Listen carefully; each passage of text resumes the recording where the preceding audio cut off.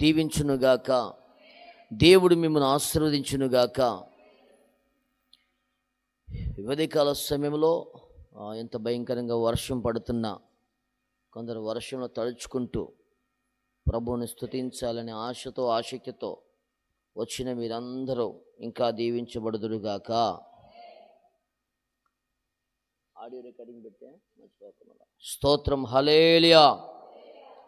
78వ సంకీర్తనలో ఆసాపు కీర్తన దైవ ధ్యానం. ఇది దేవుని వాక్యమును ధ్యానించండి ప్రియులారా. ఈ 78వ సంకీర్తనలోని మొదటి నుంచి 10 చరణాలు మనము చదువుకున్నాం.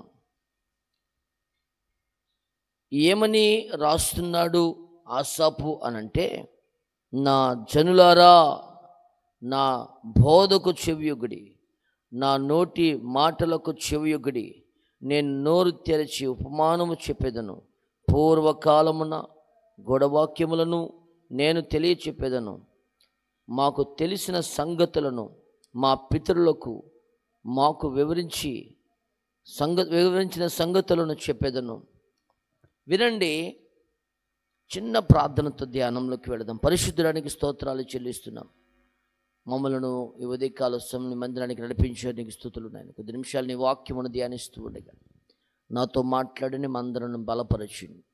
నీ కృపలు వర్ధలిచ్చమని యేసు నామమున అడుగుచున్నాను తండ్రి, ఆమేన్. ఆసాపు రాస్తూ ఉన్నాడు, నా జనులారా నా బోధకు చెవియొగ్గుడి. దేవుని వాక్యమునకు చెవియవ్వండి. దేవుని వాక్యాన్ని వినండి.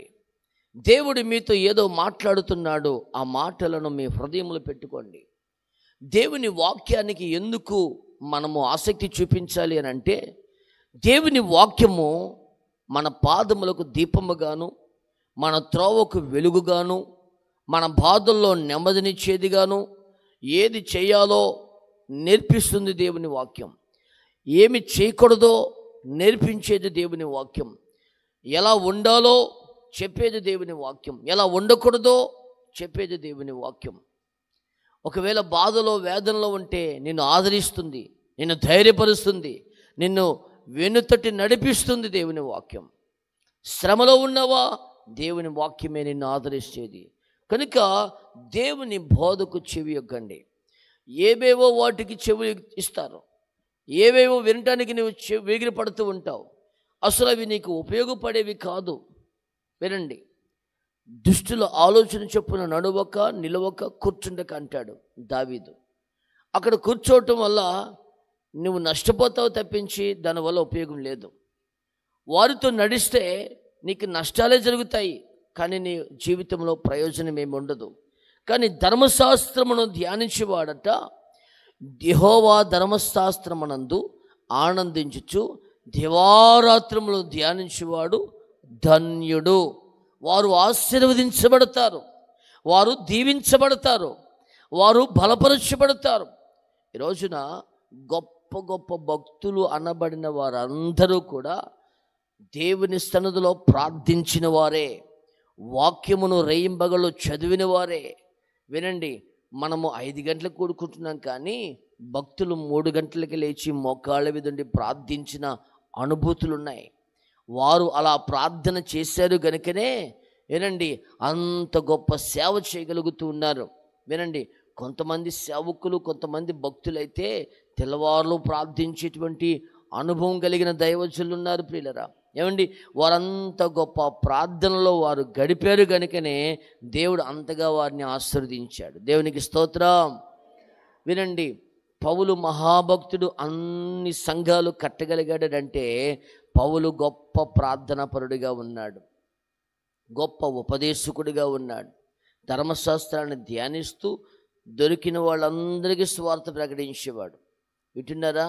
వినండి, యేసయ్య కూడా పెందల కడనే లేచి ఏమండి ఇంకను చీకటిగా ఉండగా కొండకి వెళ్ళి ప్రార్థన చేసుకున్నాడు. ఏకాంత ప్రార్థన, రాత్రంతా ప్రార్థన, తెల్లవారులో ప్రార్థన.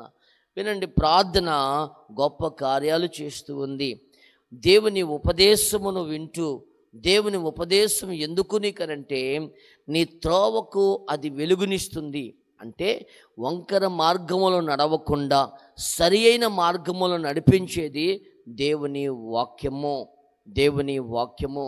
అంతేకాదు, నీ జీవితంలో కొన్ని సమస్యలు ఎదురైనాయా, నీ బ్రతుకులో కొన్ని కష్టాలు ఎదురయ్యాయా, ఎవరో నిన్ను మాటలతో వేధించారా, మానసికంగా కృంగిపోతున్నావా, అలాంటి సమయంలో దేవుని వాక్యం నిన్ను ఆదరిస్తుంది.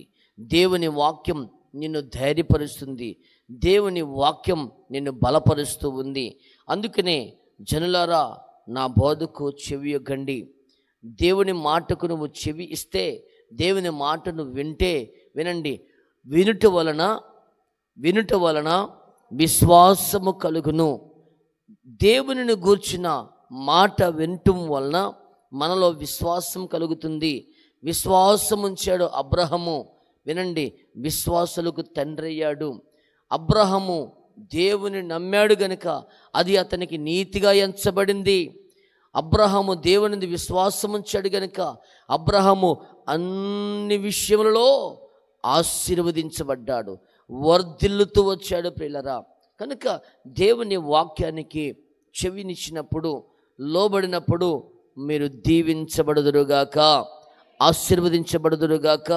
బైబిల్ గ్రంథంలో చాలామంది భక్తులు దేవుని వాక్యాన్ని ప్రేమించారు, దేవుని వాక్యాన్ని గౌరవించారు, దేవుని వాక్యానికి విధేయత చూపించారు కనుక వారి జీవితంలో ఉన్నతమైన శిఖరాలను ఎక్కగలిగారు.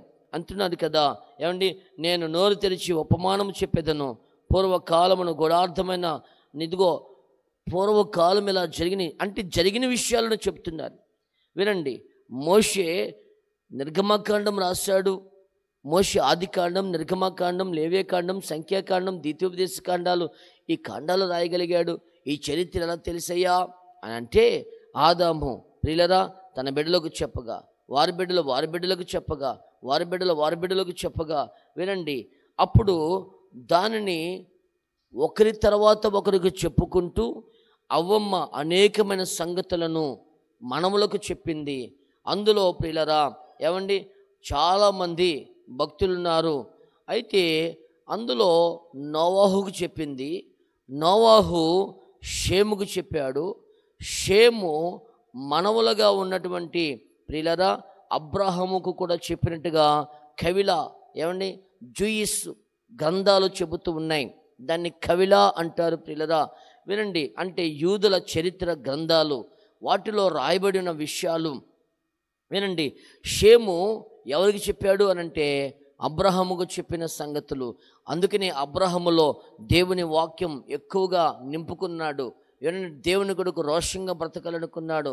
తన తండ్రి బొమ్మలను పూజ చేస్తూ ఉంటే వాటిని ప్రగలగొట్టుకొని, ఇదిగో దేవుడు చెప్పిన మాటకు ప్రియులరా బయటకు వచ్చి, దేవుడు అప్పటికి అబ్రహాముకు 75 సంవత్సరాల వయసు. 75 సంవత్సరాల వయసులో దేవుని ఉపదేశము అబ్రహాము దగ్గరికి రాగా, అబ్రహాము దేవుని మాట విని బయటకు వచ్చాడు. అబ్రహాము దీవించబడ్డాడు, ఆశీర్వదించబడ్డాడు. అనేక జనములకు తండ్రిగా దేవుడు ఆశీర్వదించాడు. ఈ రోజున ప్రియులరా అబ్రహాము గురించి మాట్లాడుకుంటున్నామంటే, ప్రియులరా అబ్రహాము ఆ రోజున తెగించి దేవుని మాటకు లోబడి వచ్చాడు కనుకనే అబ్రహాము ఆశీర్వదించబడ్డాడు. కనుక పూర్వకాలము జరిగిన చరిత్ర ఏమండి. ఆ తర్వాత యాకోబుకు ఈ విషయాలు తెలుసు. ఎవరు యాకోబు అనంటే అబ్రహాము కుమారుడు యాకోబు. ఏమండి, అబ్రహాము ఇస్సాకుని కన్నెను, ఇస్సాకు యాకోబుని కన్నెను.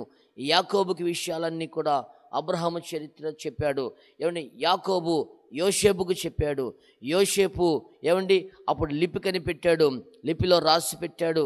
ఎక్కడ పెట్టాడు ఇవన్నీ కూడా అంటే ఈజిప్టులో. అవి లిపి రూపముగా ఆదాము కాడి నుంచి, ఆదాము దగ్గర నుంచి ప్రియులరా యోసేపు కాలం వరకు జరిగిన చరిత్ర అంతా రాసి పెట్టాడు. ఆ చరిత్రను మోషే చదివాడు. ఆ చరిత్ర మోషేకు అర్థమైంది. అందుకనే పూర్వకాలము చరిత్ర అంతా కూడా ఆదికాండం మొదలుకొని ద్వితీయోపదేశ కాండం దాకా రాసుకుంటూ రాగలిగాడు. పరిశుద్ధాత్ముడు సహాయం చేశాడు, పరిశుద్ధాత్ముడు కృపనిచ్చాడు ప్రియులరా. కనుక ఆ విషయాలు మనము చదువుతూ మన ఆధ్యాత్మిక జీవితాన్ని ముందుకు నడిపించాలి. మనకు తెలిసిన సంగతులను మన బిడ్డలకు చెప్పాలి. రాబోయే తరానికి తెలియదు, వారికి కూడా బోధించమని చెప్తున్నాడు. వారికి కూడా తెలియపరచాలి, వారికి కూడా చెప్పాలి, ఒరే మేము ఒకప్పుడు ఇలా ప్రార్థించాం, మా పితరులు ఇలా ప్రార్థించారు, మీరు కూడా ప్రార్థనలో ఉండండి, మీరు ఆరాధించండి, మీరు దేవునికి లోబడండి, దేవుని ఎదుట తగ్గించుకొని ఉండండి. మేము దేవునికి తగ్గించుకున్నాం, దేవుని మందిరానికి వచ్చాం, ఈ రోజున ఆశీర్వదించబడ్డాం. మీరు కూడా ఇంకా దీవించబడాలి, ఇంకా ఆశీర్వదించబడాలంటే దేవుని సన్నిధిలో వినయ భయభక్తులు కలిగి ఉంటే మాకంటే ఎక్కువ ఆశీర్వాదాలు మీరు అనుభవిస్తారు, మాకంటే ఎక్కువగా దీవించబడతారు అని మన బిడ్డలకు మనం చెప్పాలి. అలాగనే వారి పిల్లలకు చెబుతూ ఉంటే దేవుని ఆశీర్వాదం ఒకరి మీద తర్వాత ఒకరి వెంబడి ఒకరికి దేవుడు ఆశీర్వదిస్తాడు. కనుక ఈ విషయాల్లోని దేవుడు అంటున్నాడు, నా ఉపదేశం మీకు బోధించదను అంటున్నాడు. కనుక ఎవరైతే దేవుని ధర్మశాస్త్రాన్ని ధ్యానిస్తూ ఉంటారో ఆకువాడక తన కాలమందు ఫలమిచ్చు చెట్టుగా ఉంటారు. నిశ్చయముగా దేవుడు మిమ్మల్ని ఫలమిచ్చు చెట్టు వలె నా దేవుడు అభివృద్ధిపరచునుగాక, ఆశీర్వదించునుగాక, నిత్యము మీరు వర్ధిల్లుదురుగాక. ప్రార్థన చేద్దాం. రండి, తలలు వంచండి, కళ్ళు మూసుకోండి. పరిశుద్ధానికి స్తోత్రమయ్యా. ఈ ఉదయకాల సమయంలో